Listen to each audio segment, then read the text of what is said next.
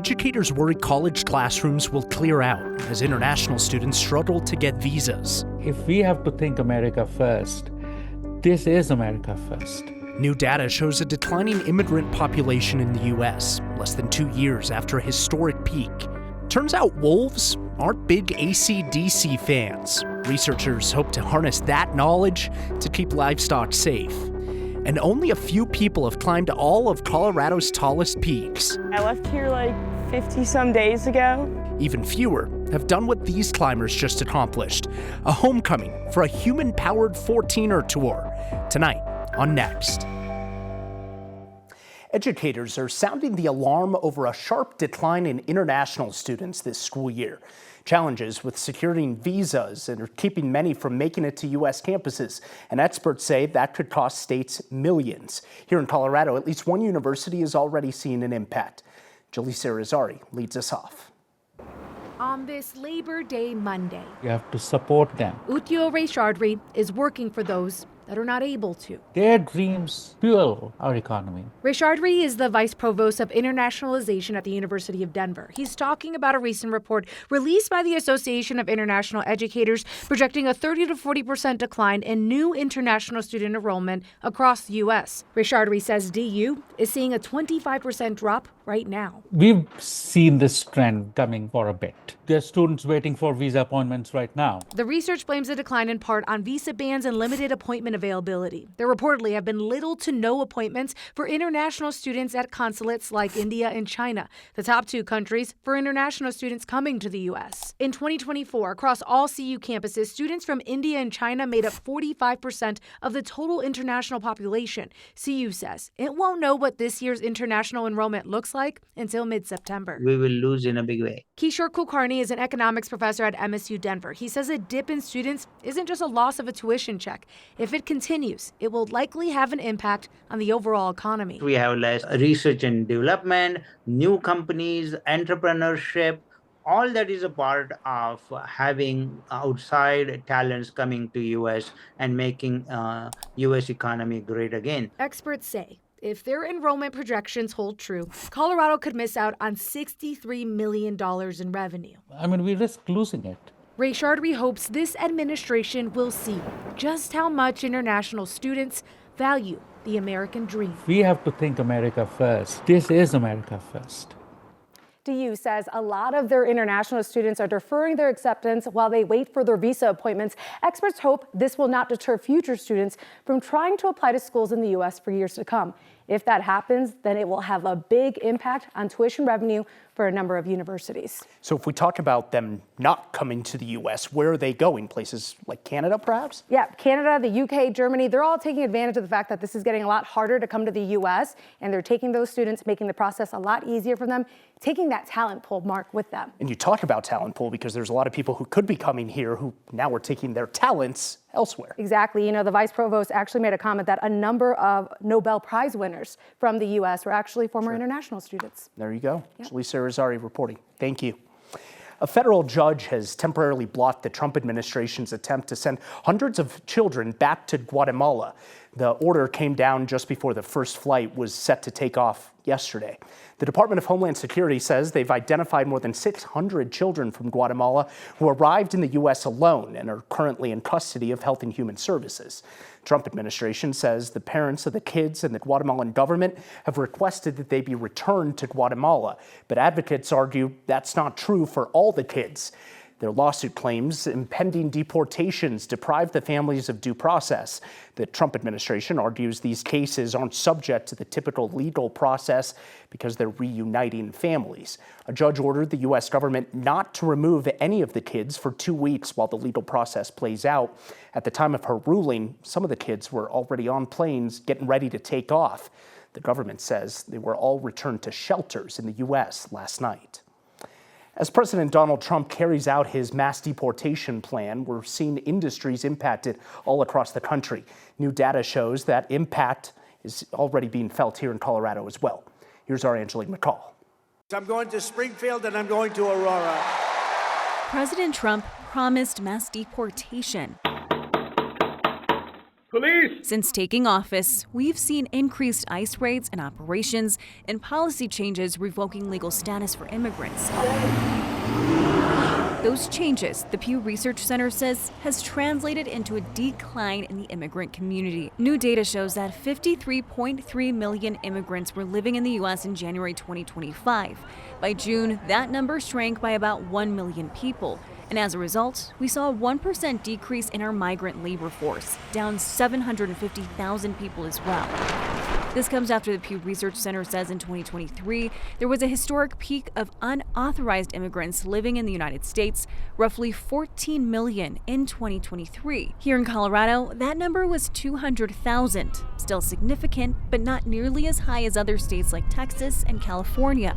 Numbers that today are still in flux, as President Trump continues changes, already putting into place 181 executive actions that have impacted migration patterns and deportations for those who are already here. As you heard, Colorado has about 200,000 unauthorized immigrants living here in the state, but that number was actually higher back in the mid-2000s, then it declined, and now we did start to see it rise again, and then also dip in the last 6 months. Angeline, there are certain parts of the labor market that are impacted more, things like construction, for example. Yeah, we know that actually the immigrant labor force makes up about 20% of the entire labor force, and we saw a 1% decrease, right, just in the last 6 months alone. We saw major industries like hospitality, construction, and agriculture as some of the main impacted industries because people are obviously getting deported, self-deporting, or choosing not to come here. And we're just starting to see those impacts. Angeline McCall reporting. Thank you. Two small planes in northeastern Colorado had a mid-air collision yesterday as they were both trying to land at the same time. One person died and 3 others were hurt. The FAA says both pilots were trying to land at the Fort Morgan Municipal Airport. There's no control tower at that airport. Pilots are supposed to use radio calls to report their positions in comparison to each other. They collided near the runway. You can see the fiery crash that happened. 2 people were on board each plane. At least one of those planes caught fire. The other was heavily damaged. The airport shut down yesterday after the collision. The FAA and the NTSB are investigating. One of the planes was an aerobatics plane used for challenging maneuvers in the sky. Still not clear who was at fault or what went wrong. COVID vaccines are set to arrive at pharmacies in the coming days, but most Coloradans are facing unexpected hurdles to getting an appointment thanks to a shakeup of the federal vaccine board. Last week, CVS and Walgreens announced that they won't be giving COVID shots in Colorado without a prescription. That's because Colorado is one of 16 states with a law that says pharmacists can only administer vaccines if they're recommended by a federal advisory committee. That approval is now up in the air after Health Secretary Robert F. Kennedy Jr. gutted the advisory committee and installed new members with anti-vax views. For now, Coloradans have to head to places like Wyoming, Kansas, Nebraska if they want a COVID shot without a prescription. This weekend, health officials in New Mexico said they would update their state regulations to, quote, remove potential barriers and ensure access to COVID-19 vaccines. We want to say a quick thank you for all that you've done this week to support wildfire mitigation projects across the state. Projects that lost federal funding and couldn't happen without your help. Here's Kyle with an update on this week's Word of Thanks campaign. Your generosity fully funded 3 wildfire mitigation projects around our state through last week's Word of Thanks campaign. This is through the Colorado Youth Corps Association. Their crews are going to be doing work outside Durango, near Steamboat Springs, and in the 285 corridor near Conifer to better protect our state's lives and property from wildfires. You fully funded these projects through your Word of Thanks monthly gifts and your one-time weekly donations. All told, you've raised $15 million for nonprofit causes across our state over the last 5 years. And I'll be back on Wednesday with an idea of where our generosity can again be put to good use. Thank you. Ranchers who want to keep wolves away from their livestock might want to take a page out of California's playbook. Play them some rock music. And I think 8 men who have done this loop and no females. Until now, a cyclist returns home after completing a first-of-its-kind tour of the state's tallest peaks. That's next.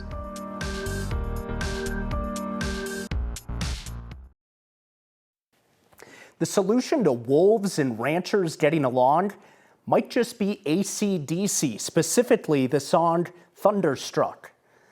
The perhaps unconventional idea comes from California. A team of biologists working near the California-Oregon border have been experimenting with using drones to keep an eye on wolves at night. Once the wolves get too close to the cattle, the drones blare noises to kind of shoo the wolves away.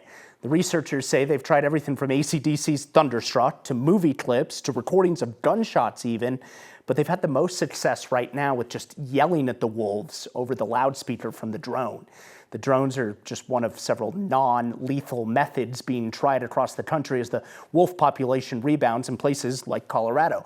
Wolf depredations have become an expensive problem here at home. Ranchers claim more than $600,000 in losses last year.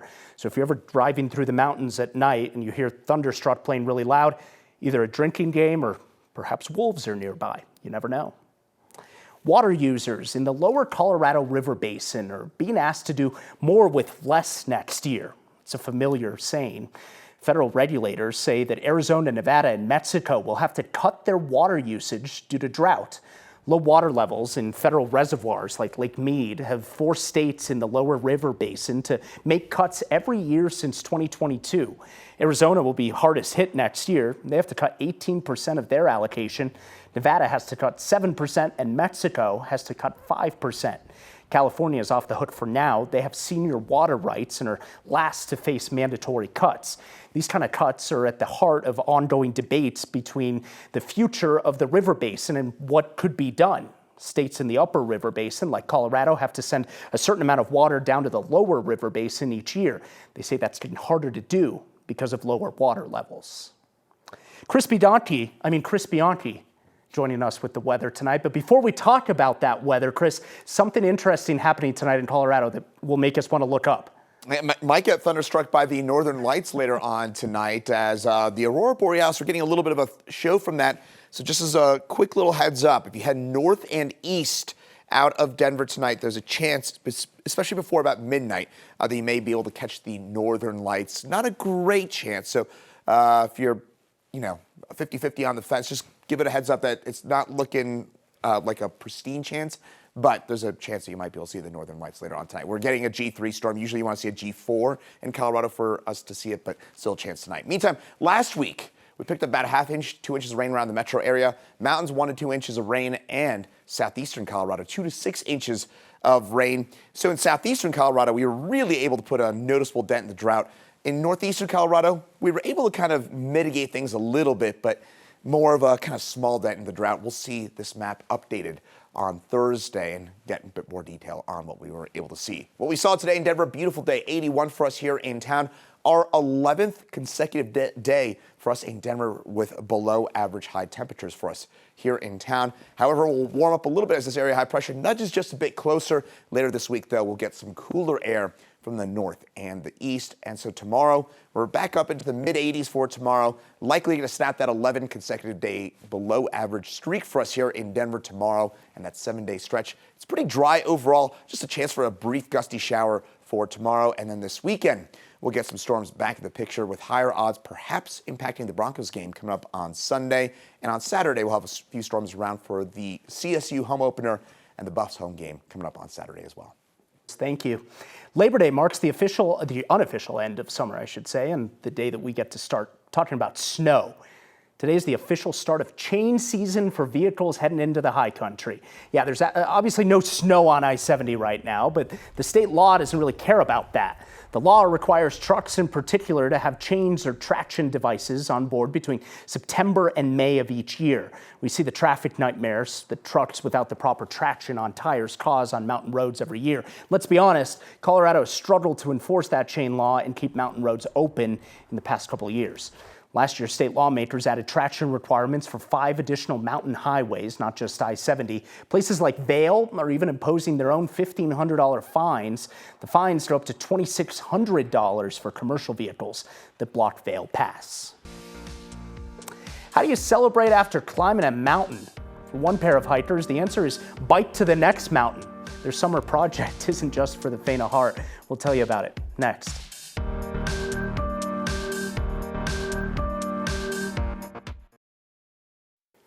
How many 14ers have you climbed this summer? If your answer isn't all of them, you're falling behind. A pair of hikers just got back into town after hitting each of the state's tallest peaks in one summer. They didn't exactly take it easy in between. Jaleesa Irizarry and photojournalist Foster Gaines have the story. A summer spent among Colorado's peaks is hard to beat. But eventually, the long days go dark, and new light leads the way. Hooray! It's about a month and a half process that's wrapping up here. It's like 10:30 at night. Kind of baffled, I would say. I left here like 50 some days ago, and I kind of had this mindset that I was just like on the trip was all that ever existed and all that would exist. And now I'm back, so I guess it's done. Torin Lackman just wrapped up a grand adventure alongside Spencer McCullough. I feel very satisfied. It's one of the few trips I've gone on where I got everything out of it that I wanted. It's so dark. Torin's summer odyssey is ending where it started. Yeah, so we set out to do a human-powered loop of the 14ers, which involves biking between all of the trailheads, or to the trailheads, to climb the 14ers. So yeah, all our own power to get there. Oh, I love living off my bike. It's so nice. Throughout the trip, the two hiked and rode away with more than just photos. T, you're doing great. Woo! A big takeaway is like, things are hard, but adventures like this I think are easier than normal life. And you get to see a lot of special things and you feel everything deeper, being exposed to the elements and living just with what you have in your bike. T, you gotta walk in front of it. For Torin, this late night finish is extra sweet. Yeah, so there's been, I think, 8 men who have done this loop and no females, which I knew going into it. That made the trip very special, getting to do this with Torin and seeing the first female finish this. As far as I know, there's no woman that's done it. If there is, she kept it pretty on the down low. I think it'd be sweet if more ladies got out there. I feel like there's underrepresentation at bike and run races just about everywhere I go. And I could see why no one's done it, because there's a lot of horrendous parts of it, but I think that's all part of the fun. These shoes have no more life in them and nothing left to give. You got this one. On this trip, the shoe rips never stop. We'll live off this stuff. Neither does the snacking. Never. We do have to ride about 20 more miles to Spencer's house, so the ride's not done yet either. Uphill both ways forever. Yeah, when you go out on rides, have parties to celebrate them being done. A season spent outside is balanced with beer and community. But it's good to be back in Denver, seeing my friends again, having a good time. It does take a village. My parents came out all the way from Iowa to celebrate this, which I feel super grateful for. Absolutely. I can tell you there's a few more gray hairs here, and there's a few more gray hairs right here. Thank you, community that I met tonight, some of you. I appreciate you all for coming out. Thank you all for being here, and congrats to T for the new women's FKT and first women's self-supported. Torin and Spencer have officially won their summer. You grow and you learn and you see all these things. You're a new person from these adventures, which it's pretty cliche, but I do think it's true. That is awesome. What a way to spend a summer. We're back with your feedback next. Feedback tonight from Leary in Carbondale. She sends an email titled, Steve Stager, your beige blazer is too small, all caps. You look like a stuffed teddy bear. First of all, not named Steve. Second of all, I just got back from vacation. One too many stroopwafels. Give me a break. See you next time.